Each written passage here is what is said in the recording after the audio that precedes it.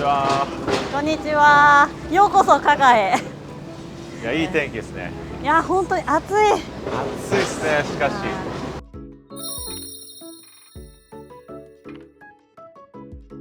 これが加賀温泉駅です。いや、なんかおしゃれな外観ですよね。あ、本当ですか。和風な感じですよね。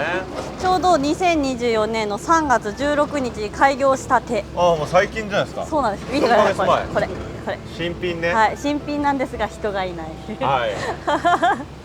なのでこれちょっと本当困ってるんですよ。もう誰もちょっと降りる人増えてくれたらいいんですよね。これはね。でもやっぱり自分の街に新幹線が来るって相当びっくりした話で、ここもともと本当にちっちゃい駅だったんです。新幹線できてこんなにでかい駅ができたじゃないですか。ちょっと変わると思うじゃないですか。はい、変わんないですか。むしろマイナスです。マイナスなんだ。はい、利用者数は減ってます。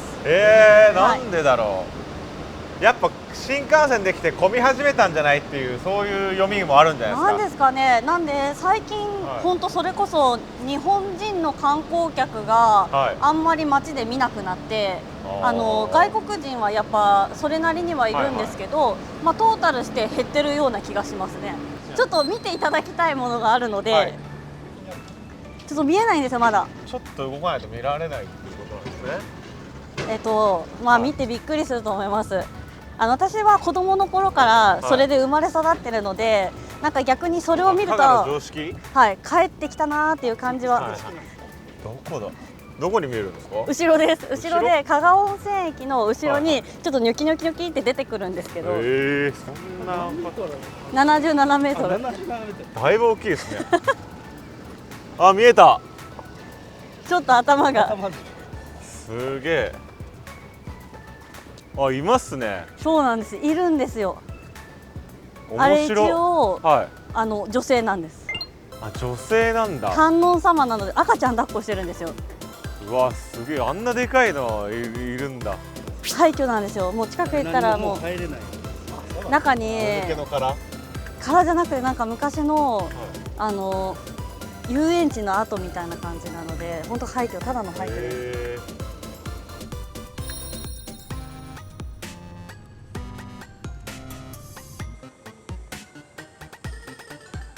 すみません、ちょっと見てもらっていいですか、この駅。いや、なんかちょっとちっちゃめの駅。いや、誰もいないんですよ。まあそんな感じですよね。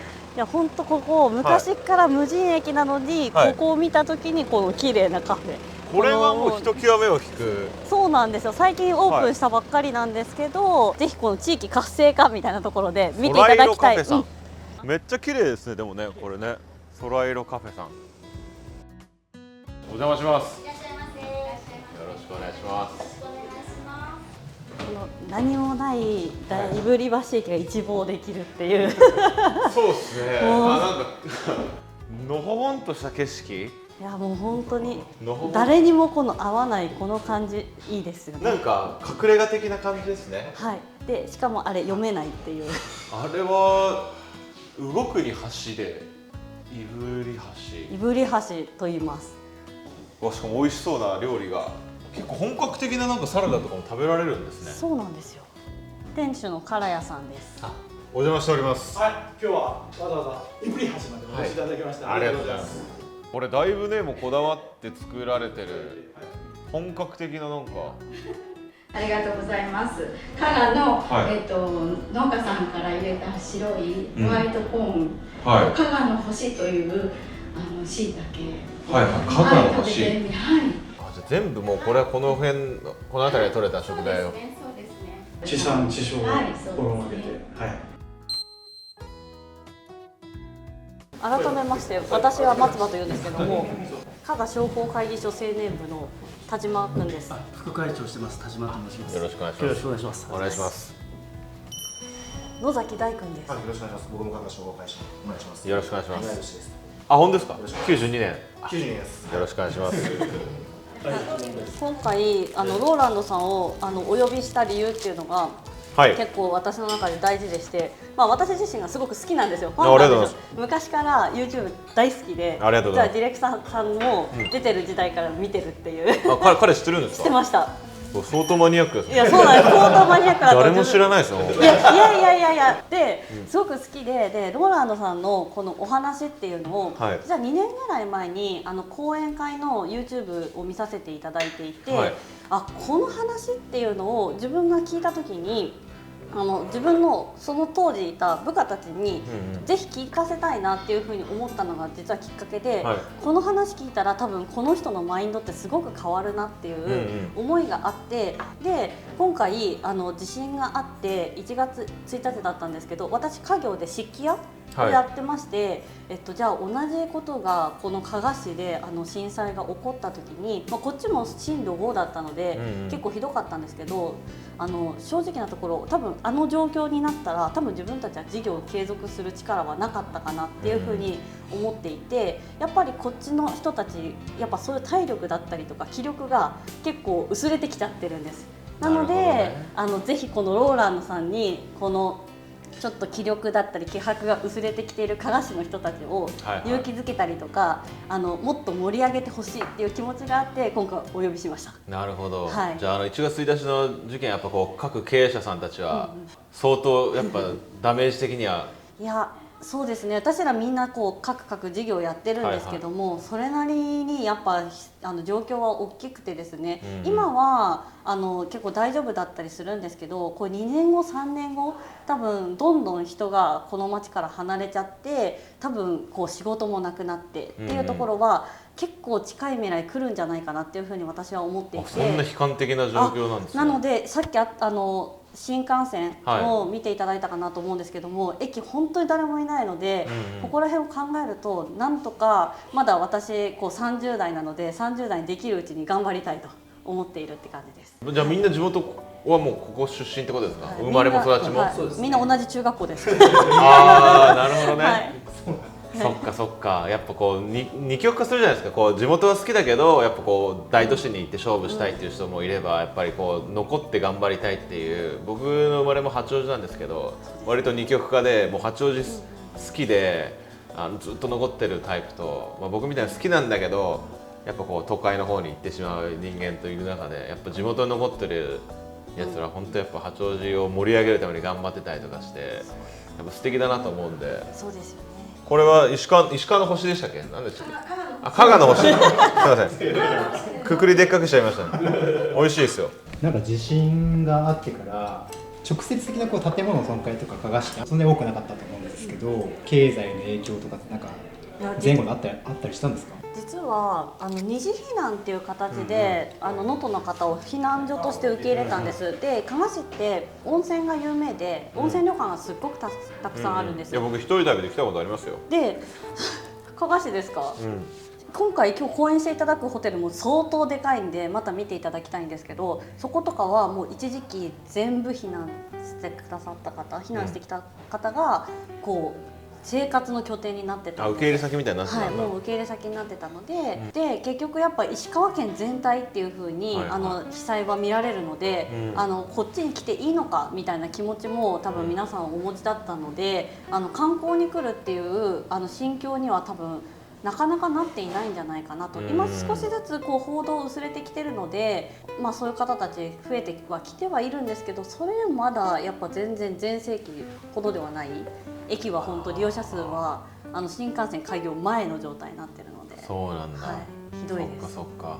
ちょっとでも力になれたら。いやぜひぜひ皆さん本当に元気もらいたいって、声が、私こう講演会申し込むときに質問したいことを教えてくださいっていうふうに。僕にですか？はい。だから能登に対するエールをっていう話は何件か来てましたので、今日もぜひお願いします。はい。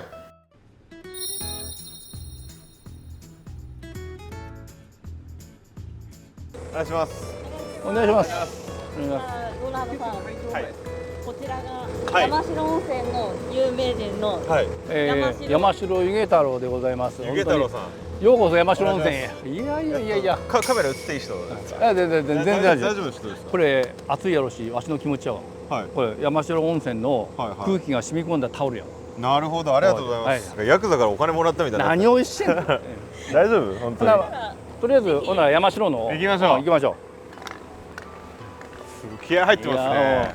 もう山城をこう全国に広げるために、はい、もう頑張ってらっしゃるんですね。名物の方ですか、じゃあ有名人。名物っていうより、はい、まあ好きで遊んどるだけなんやけど。もともと足湯が好きなんだ。足湯はお湯が好きなんや。お湯が好きなんですね。温泉でここが細湯って、はい、明治時代にあった温泉を復元したんですよ。だからこんなクラシックな内装なんだ。ほんで作りもそのままで、はい。でここのおしゃれなところが、おしゃれなところお邪魔します。はい、こっち来てこっち来て。可愛いおかみさんがいらっしゃって。明治時代にステンドグラスで、はい。この向こうがお湯。この向こうが。わ、なんかすごい障子とこのなんか洋風がミックスした感じの不思議な。これ開けたらどうなるんですか。開けたらキャーって言われます。ここ何、女湯？ここ女湯。あ、これ絶対ダメじゃないですか。これが一応山城の中心地で、はい、でここのお湯をいろんな旅館にこう分配しとるみたいな。あ、なるほどね。ここから分けてるんですね。入ってますか？オッケー。そうと内緒で。大丈夫？大丈夫。大丈夫ですか？大丈夫。怒られたらわし怒られるし。本当ですか？じゃあお願いしますよ。全部湯気太郎さんのせいにしますね。じゃあここがこういう。なるほど。すごいね、なんか。でここは頭も洗えないし体も石鹸で洗えないんですよ。でも綺麗、なんかいいですね。もう頭とかどこで洗うんですか？洗えない。ここは浸かるだけ。洗わないんですか？もう湯治場。シンプルに浸かるだけ。もうここにもうずっと使っとると日常の生活を忘れますよ。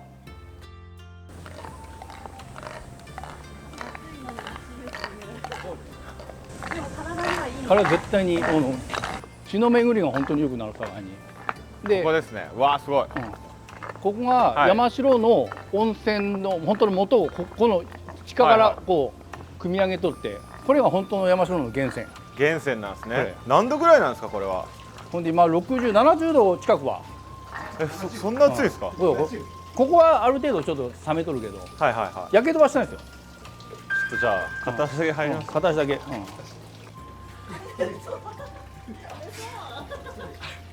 暑すぎる。これはやばい。これはちょっとそうですね。冬がいいかもしれないですね。おお、寒い棒出た。暑いんやけど寒い棒出た。さすがにね。いやびっくりした。これ多分今日のために暑したんよ。多分僕のために気合い入れてくれたんでしょうね。こうやって。まあでも見てね。そうや。楽しむって。いやもうあとは根性で。思った以上の暑さでしたね。思った以上の暑さ。こうやって。地元のわしが言うのもなんやけど、本当に思った以上の暑さやったわ。いやまあ。じゃあせっかくなので次暑かったので山城温泉のパワースポットに行きましょう。はい。わしもそろそろ東京に慣れない。湯気太郎さんいるじゃないですか。でしょ。ほら有名人。これ。ここがわしのマネージャーがしとる酒屋さんなんですよ。これやばいですよね。パワースポットここなんだ。これをみんながキャーとかわーとか言いながら。アイドルじゃんもう。でちゃんとこういうグッズもあるし。わあ。じゃあこれ本人と一緒にここで写真撮れるってもうめっちゃレアってことですか？そうレア。じゃあお邪魔します。こんにちは。悪い。そしたら今これ能登の方のワインなんだけど、造り酒屋さんがちょっと家屋が倒壊して、でもお米とかそういうもの残っとるんで、能登の造り酒屋の杜氏さんがこの加賀の方の杜氏さんとコラボして、そこの敷地内で作ったお酒なんですよ。こういうお酒は酒屋さんが震災の被害大丈夫だったっていうことなんですか？向こうの造り酒屋さんは震災したんやけど、こっちの酒屋さん大丈夫やったんで、南方のお互い助け合いでじゃあこの地面でお前らちょっと作りなよみたいなっていう流れ。困った時はじゃあお互い様っていうところで。お互い様ってよく元気出ましたわ。これほんで石川県も大丈夫やわ。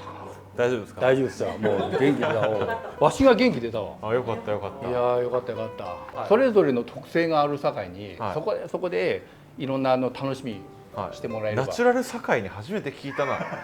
堺には関西の方ですか？ここの生まれもうここもろここ。堺にってどういうことなんですか？だからさってことですか？そうですそうですそうです。今日暑い堺に。そう暑い堺に冷たいもんでも飲みみたいな、そんな感じ。いるんだ本当に言う人。本当にね。いや俺もうねいると思ってなかった堺に。そんなことです。本当に。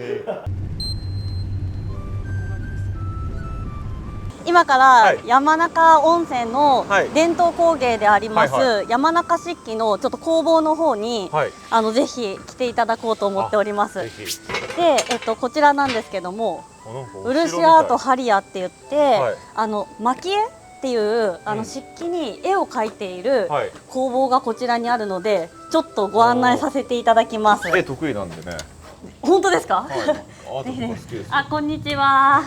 こんにちは。刈谷翔吾さんです。私の1級上の先輩なんですけど、幼馴染と言っていいぐらい子供の頃からよく知っている。父も同級生、母も同級生みたいな感じで。夏休みとかよく遊んでました。ゲームしてました。地方のいいですね。ソサエティがなんか。じゃあお邪魔します。わでもすごいかっこいい。なんかいろいろ展示してあるんですね。そうですね。時計も作ってるんですか？これすごくて、私もここには見てほしくて、今年なんていう賞でしたっけ？今年は随宝担当賞といって、その春の叙勲をいただいて、すごい天皇陛下とご挨拶をしに来ました。天皇陛下にお会いしたってことですか？そうです。母と父が一緒に行って、すごいですね。でもやっぱ後継者問題は結構大変なんですか？やっぱり。そうですね。やっぱり年々その伝統職人さんも減っていっているので、その中で自分たちは家族全員で伝統工芸士の資格を持ってこういった作品を作り続けています。ずっと家族経営でやられる意向なんですか？そうですね。今のところは家族で。でもこれ見てるね方たち、若者たち Z 世代でもやっぱこういうのかっこいいと思う感性はあると思うから。来てほしいですよね、若手のね。ちょっとぜひ見せて。ちょっと拝見させていただきます。筆もだいぶ細いものばっかりで、相当細かい作業なんじゃないですか。こういう線書き用と、こういう地塗り用ってなるほど。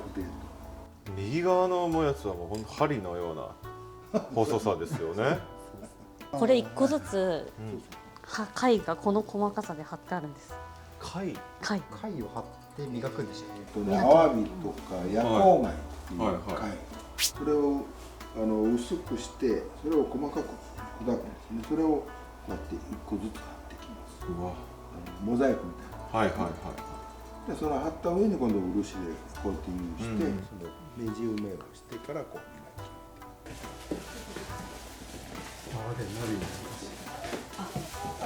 き。で今日ローランドさんに体験していただきたいのが、私の実家っていうのがこういう漆器を販売している会社なんです。実は、なんか、今回これ新しい新商品なんですけど、山中漆器っていうのはこういうちょっと木地っていう木の部分を形作るのがすごい特徴がある産地でして、漆器の中でもいろんな産地あるんですけど、木地の山中って言われるぐらいこの造形を表現するのがとても上手な産地なんです。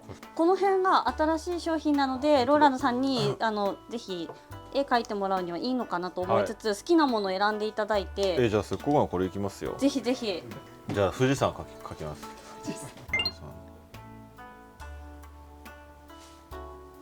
素敵ですね。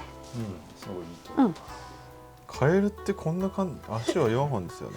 これ私突っ込んでいいんですかね。カエル。これ大丈夫かな。まあいいか。これを見ながらちょっと転写することができないので、フリーハンドで描いていただきます。もう一回再現するんだこれを。そうです。そうですね。これぐらいでいいんだ。そうです。今これで漆に入っている不純物をちょっとこの市販のものですら不純物が入ってるんですね。そうですね。どうしても細かいものが入っちゃうんで。そうなんだ。あと時間経つと蓋の方固まってくるので、そのゴミがなるほどね。小指をちょっと立てていただいて、その状態で小指を上から下。曲線だとこうやってカーブすると下にグッとやるような感じ。うわ安定してさせ品物もこう動かして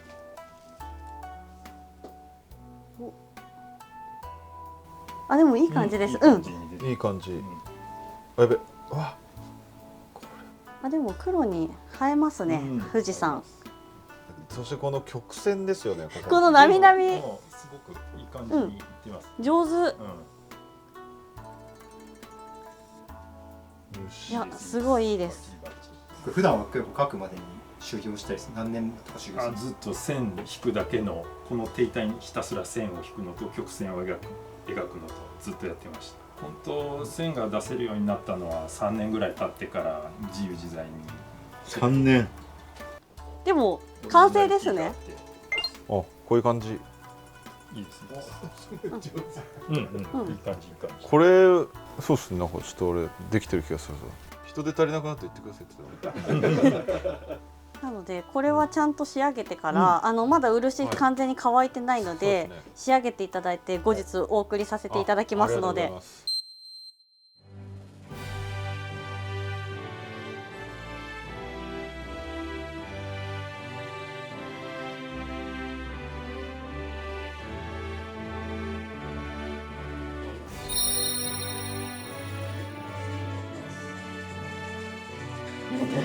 ありがとうございます。まあそういう言葉を送れたらなと思いますね。